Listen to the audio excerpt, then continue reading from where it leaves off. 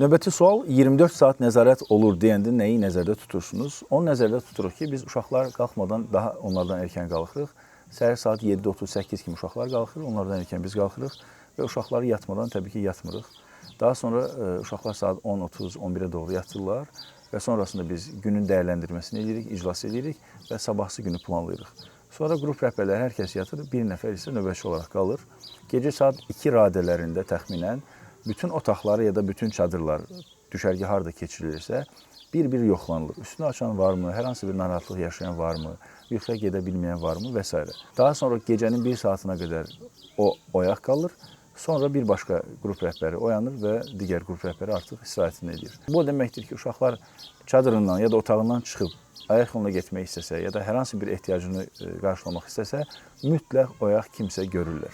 Uşaqların səhhəti ilə bağlı problemləri kim, necə həll edir? Bütün düşərgələrimizdə düşərgəmizin həkimi olur və yanımızdakı dərman preparatları, hətta bir çoxu Türkiyədən gələn özəl xəstəxanalarda istifadə olunan dərman preparatları və aparatlarıdır. Çox şükür ki, bir çoxunu biz vaxtı keçir atırıq. İsraf olunduğundan narahatlıq yaşamadığımız yeganə ləvazimatımızdır ki, vaxtı keçir atırıq. Hələ ki, bugünə kimi 5 ildir ciddi bir xəsarət yaşanmayıb, ancaq yaşanan kiçik xəsarətlərdə baş ağrısı, burun qanaması, qarın ağrısı kimi hava dəyişkənliyindən belə ola biləcək hər hansı bir xəstəliklərdə həkimimiz müdaxilə edir. Əgər ehtiyac varsa, həmin gün o uşaq günün proqramında idmandan, oyunlardan azad olunur ki, dincəlsin.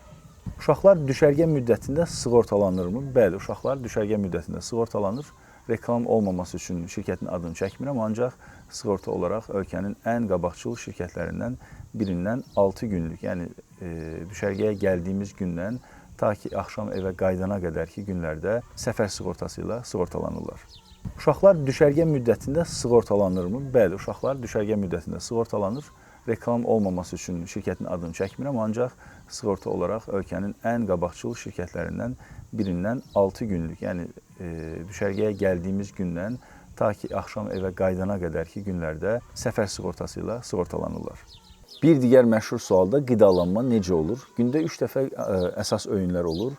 Səhər, günorta, axşam yeməyi və bir dəfə çay saatı, bir dəfə də meyvə saatı olur. Çox vaxt meyvə nahar yeməyindən sonra, çay isə axşam yeməyindən sonra olur.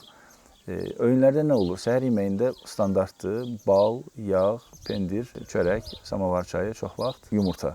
Nahar yeməyində isə mütləq sup olur. Minimum 5 qaşıq qaydamız var. Hər kəs mütləq 5 qaşıq sup içməlidir. Belə bir qaydamız var. Daha çox içərsə nə yaxşı. Daha sonra da ana yeməklər. Ana yeməklərdə mütləq ət yeməyi olur. Qidalanmada uşaqların gün ərzində alacaqları protein, kalori hamısı hesablanır və ona uyğun olaraq menyu təşkil olunur. Onu da qeyd edeyim ki, düşərgə müddətincə uşaqlar heç bir sağlıqsız qida qəbul etmirlər, icazə vermirik. Onsuz da marketə getmirlər. Burada da bizim verdiyimiz bütün qidalar tamamilə təbii, tamamilə sağlıqlı qidalar olur. Məhz elə buna görə də uşaqlara yeməkdən əvvəl sup içmə vərdişini qazandırmağa çalışırıq və valideynlərə də xahiş edirik ki, evdə davam etsinlər. Çörəyi çox yeyən uşaqlar olur, onlara da onu təbliğ edirik ki, 3 ağdan uzaq qalsınlar. Şəkəri həqiqətən çox istifadə edirlər. Duz çox da görülməsə də, ancaq eyni zamanda da çörəyi, karbohidratı çox istifadə edirlər. Çalışırıq ki, o vərdişlərini azaldaq, biraz doğru formalaşdıraq və valideynləri də məlumatlandırırıq ki, evdə də buna davam etsinlər. Növbəti sual, telefon istifadəsi və ailə ilə əlaqə saxlama necə olur? Uşaqların əgər telefonu varsa yanlarına, telefonlarını götürürük. Gün ərzində uşaqlar telefondan istifadə eləmirlər. Hətta bəzi həmkarlarım bu mövzuda məndən razılaşmırlar ki, uşaqlar 3 gün, 5 gün telefonu işlətməsələr nə olar? Yəni, sanki telefon vərdişləri tamamilə bitəcəkmi? Əlbəttə ki, bilirəm, bitməyəcək. Belə bir iddia ya da belə bir gözlənti təbii ki, çox da heç doğru da olmazdı. Ancaq biz uşaqlara nəyi göstərməyə çalışırıq? Göstərmək istəyirik ki, onlar telefonsuz da yaxşı vaxt keçirə bilərlər, sosiallaşa bilərlər və eyni zamanda bunu həm də valideynlərə göstərmək istəyirik ki, uşaqdan telefonu almaq olur. Sadəcə qətiyyətli dayanmaq lazımdır. Və axşam saatlarını saat 9-10-a işləmiş uşaqlara telefonları veririk. 10 dəqiqə ailələrlə əlaqə saxlayırlar, daha sonra təkrar götürürük. Bəs telefonu olmayan uşaqlar nə edir? Telefonu olmayan uşaqlara da biz öz telefonlarımızı veririk. Yəni onlar 5 dəqiqə danışıb sonra qaytarırlar. Növbəti sual, gündəlik proqram necə olur, nələr olur proqramda? Uşaqlar səhər saat 7:30-da qalxırlar. Əl üzlərini yuduqdan sonra səhər idmanı olur, 20 dəqiqə çəkir idman. İdmandan sonra səhər yeməyi, səhər yeməyindən sonra kitab oxuma saatı olur, 30 dəqiqəlik. Kitab oxuma saatından sonra təlimlər başlayır. Təlimlər nələrdir desəz, İngiliscə soft skills, yəni yumşaq bacarıqlar, şəxsiyyət formalaşdıran bacarıqlar dediyimiz təlimləri keçirik. Öncə təlim keçilir, qrup rəhbərləri daha çox mentor rolunda olur. Onlara diktə etmə şəklində yox, müzakirə açacaq suallar soruşur və daha sonra onların müzakirələrinin sonunda fikri tamamlayır. Daha sonra da təqdimat başlayır. Uşaqlar təqdimat hazırlayırlar. Təqdimatın qızıl qaydalarından biri də hər kəs mütləq danışmalıdır. Utanıram, çəkinirəm, istəmirəm, yoxdur. Ən azından təqdimatımıza xoş gəlmişsiniz deyəcək olsa belə hər kəs mütləq danışmalıdır. Və orada artıq təqdimatlarda yarış formatında deyil, ən yaxşı təqdimat, ən yaxşı plakat, belə bir şey yoxdur. Çünki uşaqların yarışmaq və uduzmaq qorxusundan dolayı geri addım atmalarını istəmirik. Sadəcə onlara müəyyən rəylər bildiririk ki, səs tonu daha yüksək olmalıydı, auditoriyaya daha yaxşı baxmalısınız. Çünki onlar məktəbdə öyrəşirlər ki, sadəcə müəllimə baxaraqdan danışma. Biz istəyirik ki, onlar auditoriyanı ələ alsınlar, auditoriyaya baxsınlar və auditoriyanın göz əlaqəsi qursunlar. Sonrasında fasilədən sonra nahar yeməyindən sonra yenə hava isti olursa, bu fəslə görə dəyişər. İndi hal-hazırda çadır yay düşərgələrindəyik. Nahardan sonra yenə müəyyən qədər fasilə, sonrasında parkur yarışları, uşaqların daha çox survivor yarışları kimi bildikləri yarışlar, komanda yarışları başlayır. Burada da oyunlar komanda olaraq yarışdıqları üçün uşaqların şəxsi olaraq uduzma kimi qorxusu yoxdur. Təbii ki, orada artıq onların komanda ruhu formalaşdırması üçün bir-birlərini dinləmələri lazım, bir-birləri ilə yaxşı davranmaları lazım. Kimsə eləyə bilmədiyi zaman ona təzyiq eləmək yox, ona dəstək olmaları lazım. Əgər onu elədikləri zaman daha yaxşı nailiyyət göstərdiklərini özləri də görürlər. Sonrasında yenə fasilədən sonra uşaqların bilik yarışları başlayır və bu yarışlar uşaqlar üçün çox maraqlı olur. Çünki orada bilmədikləri bir çox məlumatı da öyrənmiş olurlar. Hər yaşdan uşaq olduğu üçün qruplarda, komandalarda hansı sahədən də sorursaq, uşaqlarda hər hansı bir çaşqınlıq yaranmır. Daha sonra şam yeməyindən sonra tonqal fəaliyyətlərimiz başlayır. Əgər yağış yağmırsa, soyuq aylarda belə tonqal fəaliyyətini eləməyə çalışırıq. Çünki düşərgə deyiləndə ağla gələn ən əsas fəaliyyətlərdən birisi də məhz tonqaldır. Tonqaldan əvvəl ya da tonqaldan sonra uşaqlara telefonları veririk. Tonqal ətrafında nələr olur? Talant şovu deyirik və onu da yarış formatında yox, kim nə bacarırsa. Uşaqlara ötürməyə çalışdığımız mesaj odur ki, hər kəsin mütləq yaxşı bacardığı bir şey var və bu alqışa layiqdir. Ən azından cəhd eləməsi, ora çıxması, nəsə göstərməyə çalışması belə təqdirə layiqdir. Çünki uşaqların ən çox görmədikləri, eşitmədikləri təqdir budur. Yəni səndə təqdirə layiq, alqışa layiq nəsə var. Çünki hər zaman başqaları ilə qarşılaşdırılır. Hər zaman uğurun bir adı olur. Yaxşı qiymət almaq, filan şeyi çox yaxşı eləyə bilmək. Amma biz burada deyirik ki, uğurun bir adı yoxdur. Uğurun əgər bir adı varsa, o da sənin yaxşı eləyə bildiyin, yaxşı eləmək istədiyin ya da ümumiyyətlə eləmək istədiyin hər hansı bir şey çıxıb özəlliklə kimlərəsə təqdim eləmək, bunun özü elə bir uğurdur. Daha sonra da uşaqlar sizlərlə danışırlar, valideynlərlə danışırlar, sonra da yatırlar. Təbii ki, orada gigiyena qaydalarına riayət eləmələri üçün nəzarət eləyirik.